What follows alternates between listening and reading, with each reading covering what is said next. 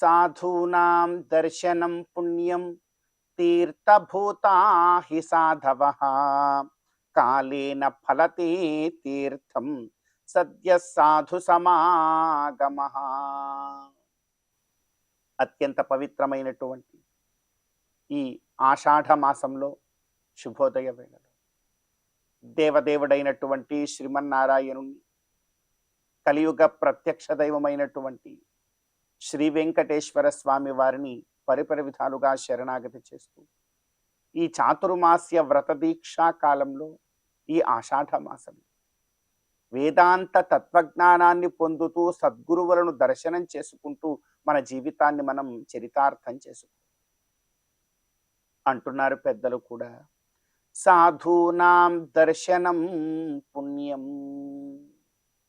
నిజంగా ఈ లోకంలో గొప్పదైనటువంటి కార్యం ఏమిటి? భగవత్ కైంకర్యము, సాధు పురుష దర్శనం. ఎందుకంటే వారు ఎంతో చక్కనైనటువంటి ధర్మ మార్గాన్ని అనుసరిస్తూ నిరంతరము నిత్యము వేదాంత తత్వజ్ఞానంతో వారి జీవితాన్ని ముందుకు తీసుకుని వెడుతూ ఉంటారు. అటువంటి సాధువుల యొక్క దర్శనము ద్వారా మనకు కూడా అటువంటి జీవన విధానము అలవడుతుంది. అటువంటి జీవన విధానము అలవడినప్పుడు మనం కూడా ముక్తి మార్గానికి చేరువ కాగలం. కనుక సాధు దర్శనము ముఖ్యంగా ఈ చాతుర్మాస్య వ్రత దీక్షా కాలంలో మనందరి యొక్క ప్రధాన కర్తవ్యం. అందుకే అంటున్నాం సాధూనాం దర్శనం పుణ్యం తీర్థభూతా హి సాధవః.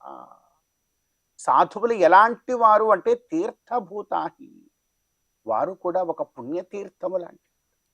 మనమందరం కూడా పవిత్రమైనటువంటి గంగా, కావేరి ఇత్యాది నదులలో అధిపనిగా వెళ్ళి ఏ విధంగా అయితే పుణ్యస్నానములు మనం ఆచరిస్తామో, ఆ గంగా స్నానము ద్వారా పుణ్యమును మనం పొందగలమనే విధంగా అయితే మనం అనుకుంటామో, ఆ గంగాది పుణ్య నదీ స్నానము ఎంత గొప్పదో సాధు దర్శనము కూడా అంతే గొప్ప అంటున్నారు.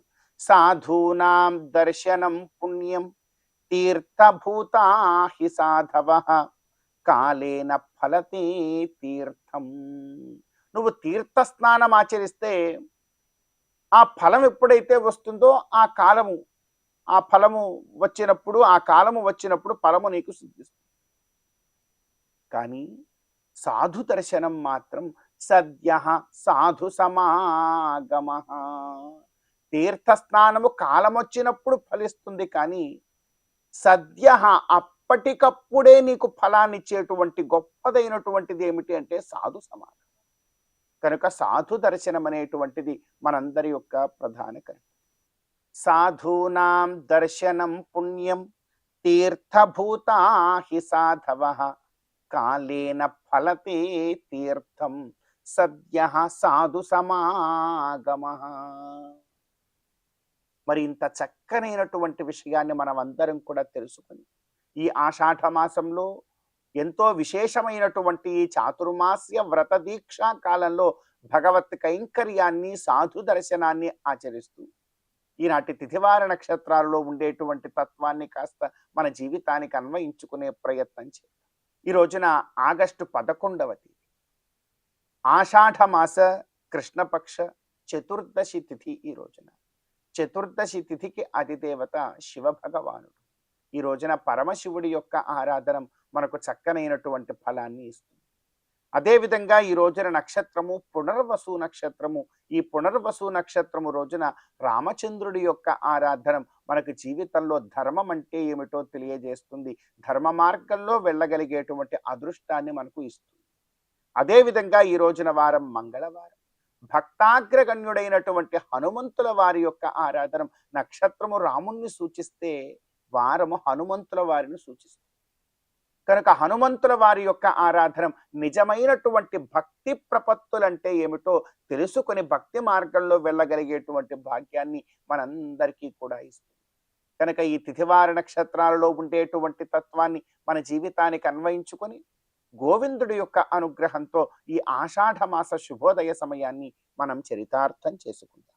శ్రీ మహాలక్ష్మియట సింగారాలకే మరుదు, కాముని తల్లియట చక్కదనాలకే మరుదు.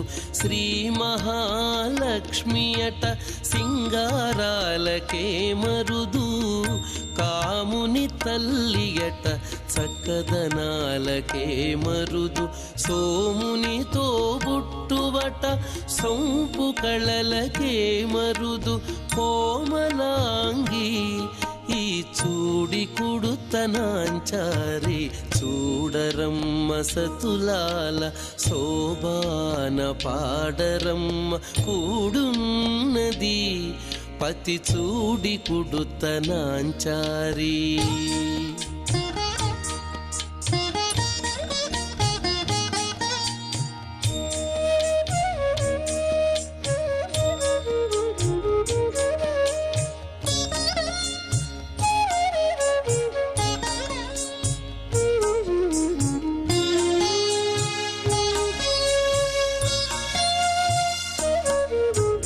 కలశాబ్ది కూతురట గంభీరాలకే మరుదు, కలపలోకమాతయట దయమరియే మరుదు. కలశాబ్ది కూతురట గంభీరాలకే మరుదు, కలపలోకమాతయట దయమరియే మరుదు. జలజ నివాసినియట చల్లదనమే మరుదు, జలజ నివాసినియట చల్లదనమే మరుదు. కొలది మీరా ఈ చూడి కుడుతనాంచారి, జలజ నివాసినియట చల్లదనమే మరుదు.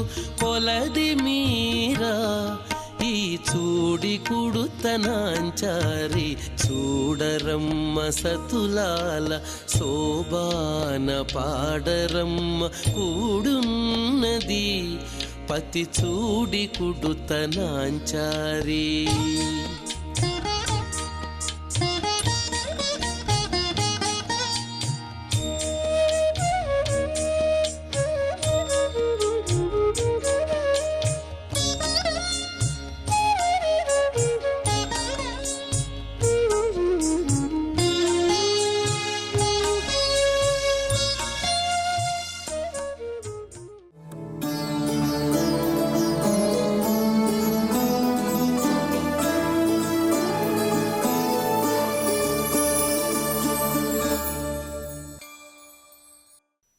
ప్రపద్యేతంగిరిం ప్రాయః శ్రీనివాసానుకంపయా, ఇక్షుసార స్రవంత్యే వయన్మూర్త్యా శర్కరాయితం.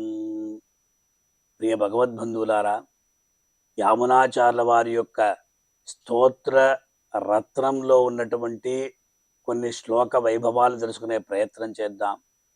యామునాచార్ల వారు ఎంతో వైభవంగా ఈ స్తోత్ర రత్నాన్ని అనుగ్రహించారు. ఈ స్తోత్ర రత్నాన్ని మనం చక్కగా తెలుసుకుంటే చాలు, భగవంతుడి యొక్క సమస్త వైభవం అంతా మనకు తెలిసిపోతుంది. అందులో కొన్ని శ్లోకాలు, ఆ శ్లోకాల్లో కూడా మనం ప్రతిరోజు భగవంతుణ్ణి సేవించుకుంటూ ఉంటాం. ఆ సమయంలో తీర్థం ఇస్తారు, షఠారి ఇస్తారు. ఆ షఠారి అంటే సాక్షాత్ నమ్మాళ్వారు.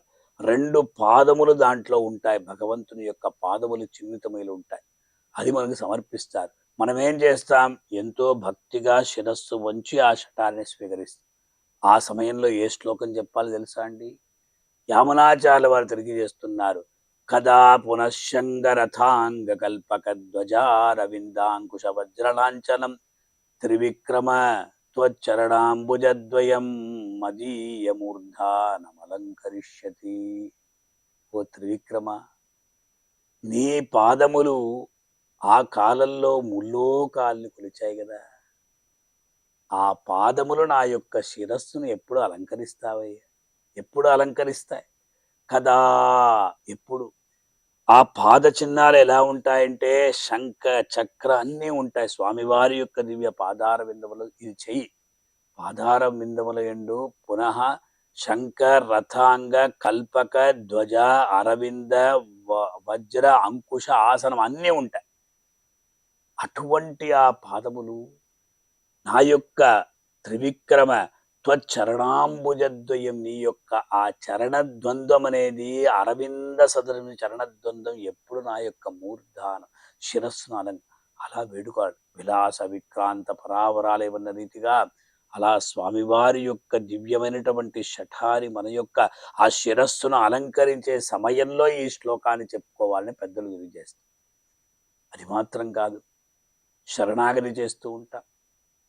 సరే, శరణాగతి ఎందుకు చేస్తున్నామంటే స్వామివారి యొక్క ఆ పాదార విందాల్ని ఆశ్రయించి మన యొక్క జన్మను చరితార్థం చేసుకోవాలి కదా.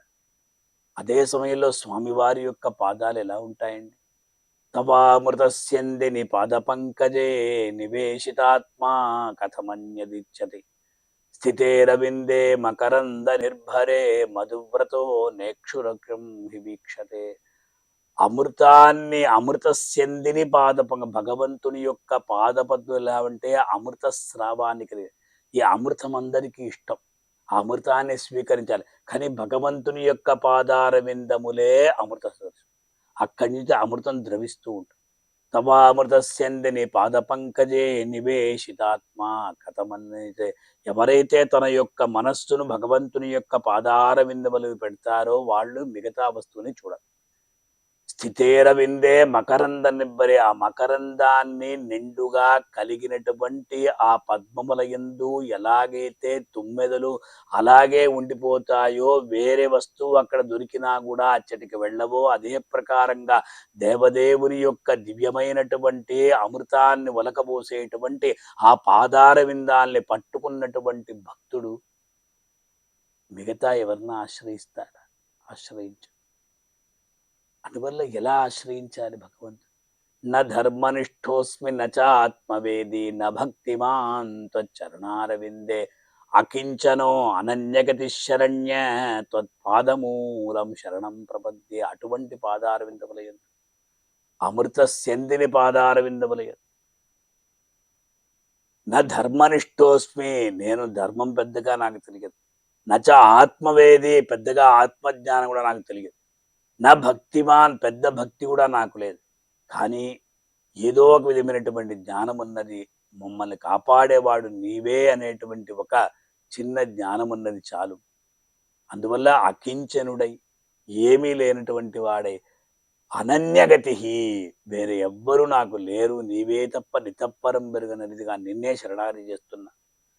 త్వత్పాదమూలం శరణం ప్రపద్యే అన్నారు. నీ యొక్క పాదార విందాల్ని ఆశ్రయిస్తున్నాను అన్నారు. ఇదే అండి మనం చేయాలి. భగవంతుణ్ణి దర్శించుకునే సందర్భంలో ఏదేదో కోరికలను కోరకూడదు. ఇటువంటి శ్లోకాలు, అందుకే పెద్దవాళ్ళు మనకి ఇటువంటి శ్లోకాలంతా అందజేశారు. నా ధర్మనిష్ఠోస్మిని చెప్పాలి. అలా చెప్పి చివరగా స్తోత్రరత్నంలో ఆడవందారులు నేను ఇదంతా రాశాను. అకృత్రిమ త్వచ్చరణారవింద ప్రేమ ప్రకర్షావధి ఆత్మవంతం పితామహం నాథ మునిం విలోక్య ప్రసీద మద్వృత్తం అచింతయిత్వా. స్వామి, నేను స్తోత్రం చేసే సందర్భంలో ఎన్నో దోషాల్ని ఆచరించి ఉంటాను. అందువల్ల నా యొక్క తాతగారైనటువంటి నాథముల వారిని చూసి నన్ను అనుగ్రహించున్న. లోకంలో ఇలాగే ఉంటుంది. ఈ చిన్న పిల్లవాడు అనుకుంటా, వాడేదో తప్పు చేసేస్తాడు, వాడిని దండించాలి. కానీ అదే సమయంలో వాళ్ళ నాన్నగారి యొక్క మంచి గుణాన్ని చూసి వాళ్ళ తాతగారి యొక్క మంచి గుణాన్ని పోతే పోని వదిలేస్తారు.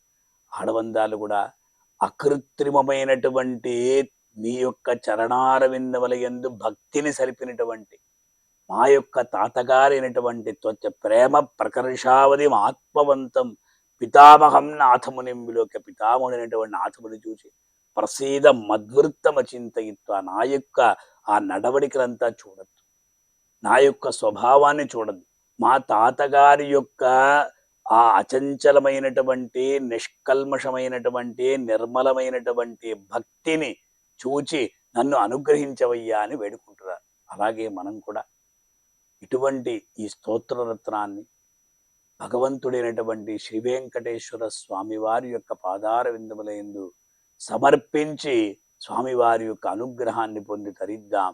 ఓం నమో వెంకటేశాయ. అమరవందితయట అట్టే మహిమయే మరుదు, అమృతము చుట్టమట ఆనందాలకే మరుదు. అమరవందితయట అట్టే మహిమయే మరుదు, అమృతము చుట్టమట ఆనందాలకే మరుదు. తమితో శ్రీ వెంకటేశు తానే వచ్చి పెండ్లాడే, తమితో శ్రీ వెంకటేశు తానే వచ్చి పెండ్లాడే.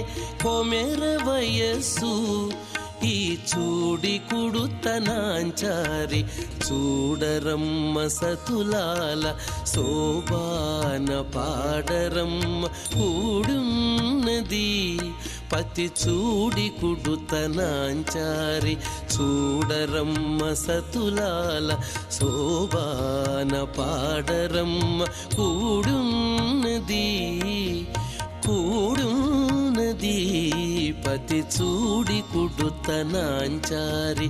శోభాని శోభాని శోభాని శోభాని శోభాని శోభాని.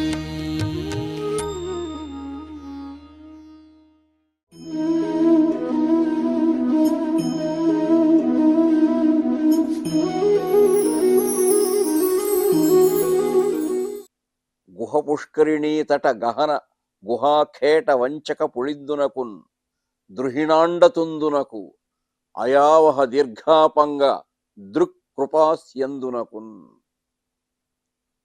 శ్రీకృష్ణదేవరాయల వారు ఆముక్తమల్యద కావ్య సమర్పణము చేస్తూ శ్రీ వెంకటేశ్వర స్వామి యొక్క లీలా విభూతిని అత్యద్భుతంగా ప్రస్తావించినటువంటి స్తోత్రాలు చేశారు. ఈ పద్యంలో గుహ పుష్కరిణి అంటే స్వామి పుష్కరిణి, శ్రీవైకుంఠ విరక్తాయ స్వామి పుష్కరిణి తటే అని వింటున్నాం కదా మంగళాశాసన శ్లోకాల్లో. శ్రీవైకుంఠంపై కూడా విరక్తి కలిగి ఈ పుష్కరిణీ తీరంలో ఉన్నాడు పరమాత్మ. గుహ పుష్కరిణీ తట గహన గుహాఖేట వంచక పొళిందునకు. కీకారణ్యాలలో ఉంటారే బోయేవాళ్ళు, వేటగాళ్ళు, గుహల్లో ఉంటారు. వాళ్ళు గుహల్లాంటి ఇళ్ళు నిర్మించుకొని ఉంటారు. ఒకే మేడలు మిద్దెలు ఉండవు కదా. ఇక్కడ కృష్ణదేవరాయల వారి యొక్క వర్ణనలో శ్రీ వెంకటేశ్వర స్వామి వారు కూడా ఒక మాయా కిరాతుడు. ఆయన కిరాతుడు అంటే కఠినంగా వేటాడేవాడు కాదు. స్వామి నిత్యోత్సవ, పక్షోత్సవ, మాసోత్సవ, సంవత్సరోత్సవాది వివిధోత్సవ కృతానందుడు కదా. అందులో సంవత్సరానికి వచ్చే ఉత్సవాలు ఉన్నాయి కొన్ని. ప్రణయ కలహ మహోత్సవము అంటారు. ఆ ప్రణయ కలహ మహోత్సవంలో జరిగే తంతు ఏమిటంటే, శ్రీ వెంకటేశ్వర స్వామి వారు 7 కొండలలో వేటకు వెళ్ళారు. ఆయన వేటకు వెళ్ళి వస్తూ ఉంటే అమ్మవారు అడ్డగించుకున్నారు. లక్ష్మీదేవి, అయ్యా ఈ సృష్టిలో ఉండే సమస్త జీవరాశులు మన బిడ్డలు కదా, కాబట్టి జంతువులైనా పక్షులైనా అందరూ మన బిడ్డలే, నువ్వు వెళ్ళి వేటాడడం ఏమిటి, మన బిడ్డలు మనం వేటాడుకుంటామా అని అమ్మవారు ప్రశ్నించి లోపలికి రానివ్వలేదు. పైగా ఆగ్రహావేశంతో తన చేతిలో, అమ్మవారి చేతిలో తామర ఉంటుంది కదా, ఒక దెబ్బ కొట్టారట స్వామిని. ఆదిలక్ష్మి మోహన కమలంబున వేదమాతని నువ్వు వేసినది. అలా వేసింది వేటు. స్వామి చెప్పాడు, నువ్వు అనుకున్నట్టుగా నేను జీవుల్ని వేటాడడానికి, జంతువులు వేటాడడానికి వెళ్ళినటువంటి వేట కాదిది. ఈ కలియుగము కలవు వెంకటనాయక అన్నారు. ఈ కలియుగం అంటేనే పాపభూయిష్టమైనటువంటి యుగం ఇది. ఇందులో జీవులంతా కూడా కామ, క్రోధ, లోభ, మోహ, మదమాత్సర్యాలనే దుర్గుణాలతో అల్లాడుతూ ఉంటారు. వారి వారి అంతరంగాలు కీకారణ్యాలై ఈ దుర్గుణాలే మృగాలై వాళ్ళని పీడిస్తూ ఉంటాయి. అటువంటి మృగాల్ని వేటాడడానికి వెళ్తున్నాను నేను, వెళ్ళి వచ్చానన్నాడు. జీవుల అంతరంగములే అరణ్యములై కామక్రోధాదులే మృగాదులైనటువంటి వేళలో నేను వెళ్ళి వాళ్ళని వేటాడకపోతే సంవత్సరానికి ఒక రోజైనా జీవులు ఇంకా పాపాత్ములైపోతారు అని ఓదార్చాడు. అప్పుడు అమ్మవారు ప్రసన్నమైనారు.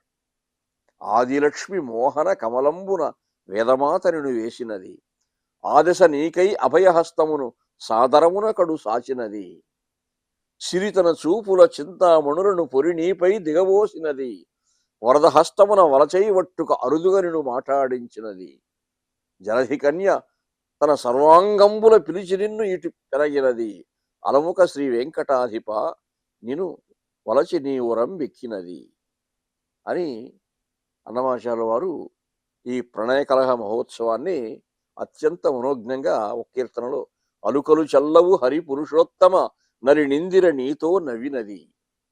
స్వామి చెప్పినటువంటి ఆ వివరణ విన్న తరువాత అమ్మవారు చిరునవ్వు నవ్వి స్వామిని ఆహ్వానించారు. ఆ అంశాన్ని ప్రస్తావిస్తూ కృష్ణదేవరాయల వారు వంచక పుళిందుడు, అసలు పుళిందుడు కాదు ఆయన, వేటగాడు కాదు, ఇటువంటి వేటగాడు. మనం ఏదో వేట వేయడం స్వామి అంటే కఠినుడేమో అనుకుంటాం, అలా కాదు. గుహ పుష్కరిణీతట గహన గుహ కేట వంచక పుళిందునకు, అటువంటి వంచక పుళిందుడై మాయాకిరాతుడై వేటాడునటువంటి దేవదేవుడు, ధర్మ సంస్థాపనం కోసం చేసే వేట అది. అటువంటి ఆఖేట అంటే అదొక లీల ఆయనకి. అరణ్యము, తిరుమల అనేది పెద్ద అరణ్యము, అనంత లీలా విభూతికి ఆయన నిలయుడు. అది ఒక క్రీడగా ఆయన నిర్వహిస్తూ ఉన్నారు, ప్రతి సంవత్సరం నిర్వహిస్తూ ఉన్నారు. దిక్కాలాజ్జనవచ్ఛిన్నుడై ఈ కాలం ఎంతవరకు ఉంటే అంతవరకు ఆయన నిర్వహిస్తూనే ఉంటారని మనకు స్థల పురాణాలు చెప్తూ ఉన్నాయి. ఆ అంశాన్ని ఎంత మనోజ్ఞంగా ప్రస్తావించాడు. ద్రుహిణాండ తుందునకు సమస్త బ్రహ్మాండ భాండములు తనలో ఇవిడ్చుకున్నటువంటి వాడు అయావహ కరుణాపాంగ దృక్కృపాస్యందుడు, అనుపమానమైనటువంటి ఎవరూ వర్ణించడానికి కూడా వీల్లేని మాటలకు అందనటువంటి దయారసాన్ని ఆయన చూపులలో ప్రవహింపచేస్తున్నటువంటి ఆ పరమాత్మ, ఆ చూపులలో నుంచి వచ్చే దయారసం మనపై కూడా రాని అని భావిస్తూ ఆ పరమాత్మ తత్వాన్ని అంత మనోజ్ఞంగా ఈ పద్యంలో రాయలవారు ప్రస్తావించారు. అది మనం అనుభూతిలోకి స్వీకరించి అనుసంధానం చేసుకున్నప్పుడు మనకు కూడా ఆ అక్షర పారవస్యం కలుగుతుంది.